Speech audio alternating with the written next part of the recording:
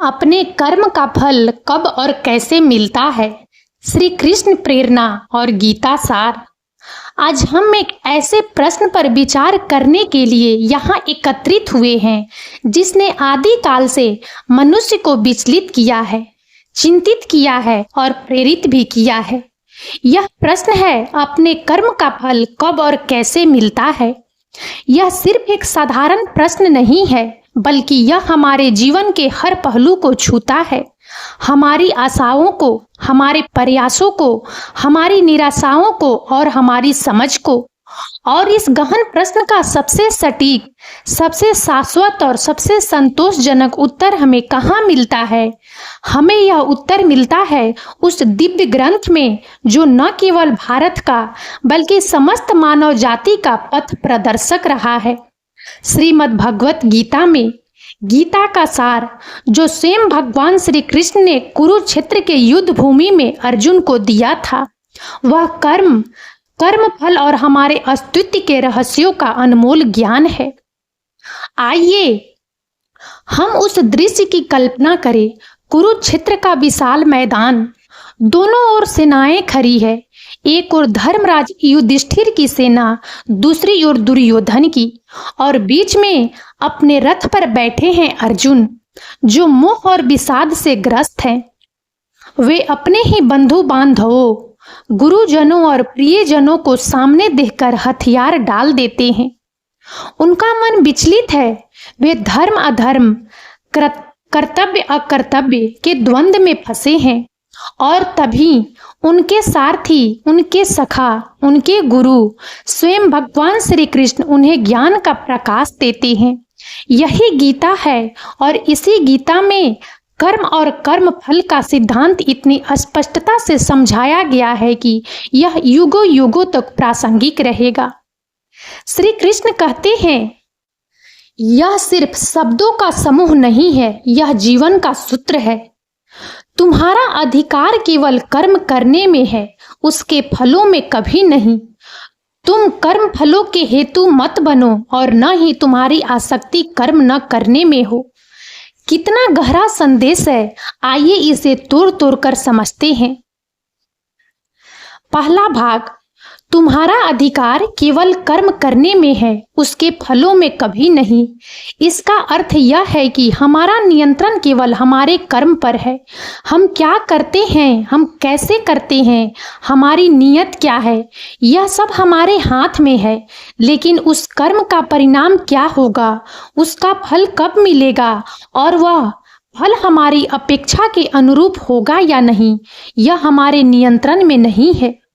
सोचिए, हम एक बीज बोते हैं। हमारा कर्म है बीज बोना, उसे पानी देना, उसकी देखभाल करना।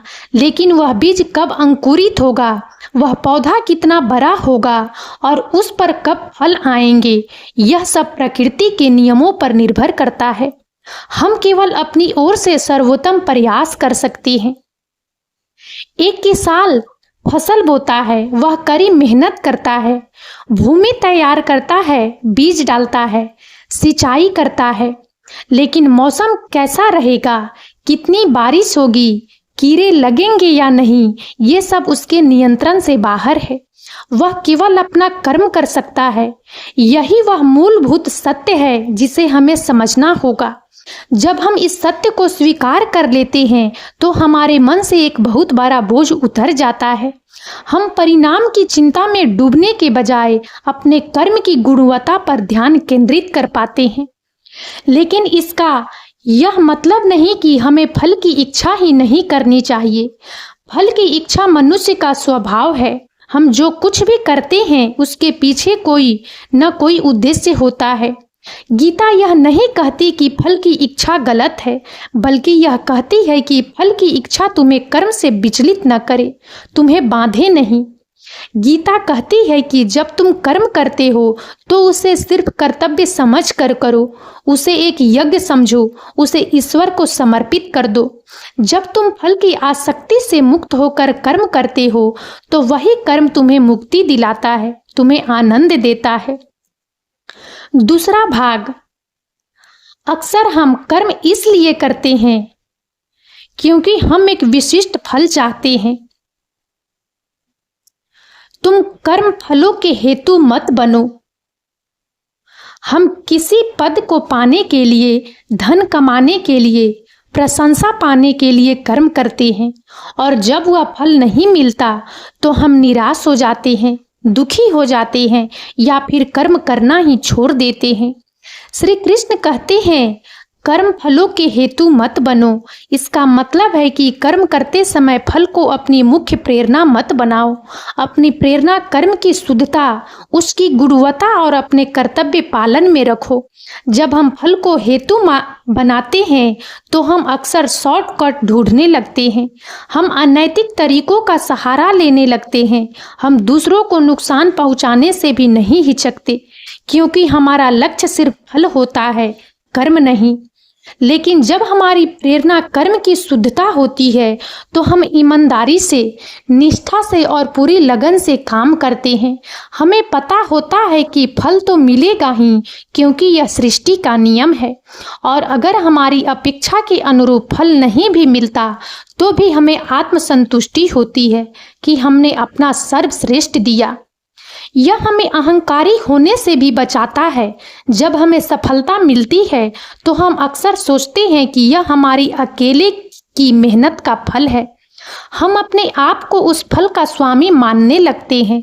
श्री कृष्ण कहते हैं, ऐसा मत करो, फल तुम्हारा नहीं है, तुम केवल एक माध्यम हो। तीसरा भाग, और न ही तुम्हारी आसक्ति कर्म न करने में हो।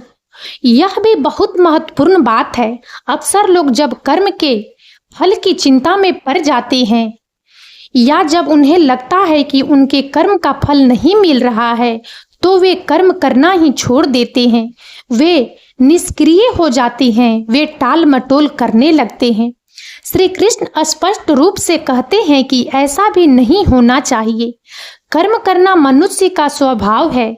बिना कर्म किए कोई एक क्षण भी नहीं रह सकता। यहाँ तक कि सांस लेना, पलक झपकना भी कर्म है। गीता हमें आलस्य से दूर रहने का उपदेश देती है। यह हमें यह सिखाती है कि कर्म करना हमारा धर्म है। हमें अपने निर्धारित कर्तव्यों का पालन करना चाहिए, भले ही हमें उनका फल तुरंत न दिखाई दे। तो अब हम अपने मूल प्रश्न पर आते हैं, अपने कर्म का फल कब और कैसे मिलता है। श्री कृष्ण के इस प्रेरणादायक संदेश से हमें 3 मुख्य बातें समझ में आती है। नंबर 1, फल अवश्य मिलता है, लेकिन समय और तरीके पर हमारा नियंत्रण नहीं। यह सृष्टि का अटूट नियम है, जैसा कर्म वैसा फल। आप एक बीज बोते हैं तो फल जरूर आएगा, लेकिन कब, यह प्रकृति तय करती है। ठीक वैसे ही आप अच्छे कर्म करते हैं तो उसका शुभ फल निश्चित रूप से मिलेगा। आप बुरे कर्म करते हैं तो उसका अशुभ फल भी अवश्य मिलेगा।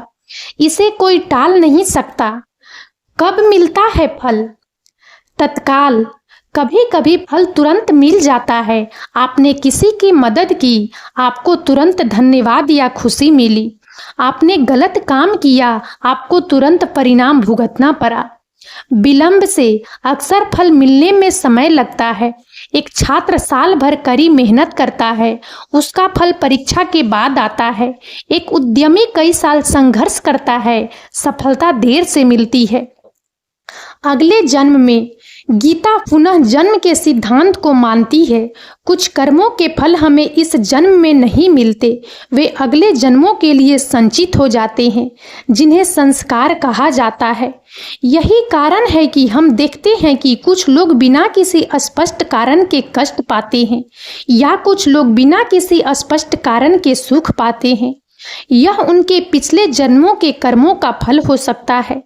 अदृश्य रूप में कभी कभी फल हमें उस रूप में नहीं मिलता जिसकी हम अपेक्षा करते हैं, लेकिन वह हमें किसी और रूप में लाभ पहुंचाता है।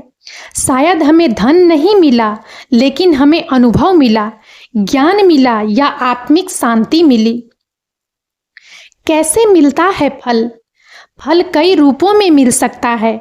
भौतिक रूप में धन, संपत्ति, स्वास्थ्य, प्रसिद्धि, मानसिक रूप में शांति, संतोष, खुशी, आत्मसंतुष्टि, आध्यात्मिक रूप में ज्ञान, मुक्ति, परमात्मा से जुड़ाव, संबंधों के रूप में अच्छे मित्र, परिवार का प्यार, सम्मान।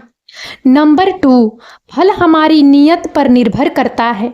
श्री कृष्ण कहते हैं हमारा कर्म केवल क्रिया नहीं है, हमारी नियत भी है। एक ही क्रिया अलग अलग नियत के साथ अलग अलग फल देती है। उदाहरण के लिए, अगर कोई व्यक्ति दान करता है, यदि वह यश पाने के लिए दान करता है तो उसे यश मिलेगा। यदि वह दिखावा करने के लिए दान करता है तो उसे दिखावा ही मिलेगा। लेकिन यदि वह निस्वार्थ भाव से किसी की मदद करने के लिए दान करता है तो उसे आत्मिक शांति और पुण्य मिलेगा। हमारी नियति ही हमारे कर्म को शुभ या अशुभ बनाती है। इसलिए जब हम कोई कर्म करें तो अपनी नियत की जांच करें। क्या यह सचमुच अच्छा करना चाहते हैं या इसके पीछे कोई स्वार्थ छिपा है? नंबर 3, अनासक्त कर्म ही मुक्ति का मार्ग है। यह गीता का सबसे बड़ा संदेश है। जब हम फल की आसक्ति छोड़कर कर्म करते हैं तो हम बंधन से मुक्त हो जाते हैं। कर्म हमें बांधते नहीं बल्कि हमें ऊपर उठाते हैं। सोचिए, जब हम किसी परिणाम से बंधे होते हैं तो हम तनाव में रहते हैं। हमें डर लगता है कि कहीं हम सफल ना हों। हमें चिंता होती है कि क्या होगा। लेकिन जब हम फल की चिंता छोड़कर सिर्फ अपना कर्म करते हैं तो हम पूरी स्वतंत्रता और आनंद के साथ काम कर पाते हैं। यह अनासक्ति का अर्थ उदासीनता नहीं है। अनासक्ति का अर्थ यह नहीं है कि हम कर्म को हल्के में लें या उसमें अपना सर्वश्रेष्ठ ना दें। अनासक्ति का अर्थ है कि हम अपना सर्वश्रेष्ठ दें लेकिन परिणाम को ईश्वर पर छोड़ दें। हम अपना कर्म पूरी निष्ठा और लगन से करें लेकिन उसके फल के प्रति मोह न रखें। याद रखिए, जीवन एक यात्रा है और कर्म हमारा साथी है। हम जो कुछ भी करते हैं, चाहे वह छोटा हो या बड़ा, उसका प्रभाव होता है। हमारे विचार, हमारे शब्द, हमारे कार्य, ये सब कर्म हैं। कुरुक्षेत्र में अर्जुन को जो ज्ञान मिला वह सिर्फ एक युद्ध जीतने के लिए नहीं था, वह जीवन जीने की कला थी। वह दुख और मोह से मुक्ति का मार्ग था और वह मार्ग कर्म का मार्ग था, लेकिन अनासक्त कर्म का मार्ग।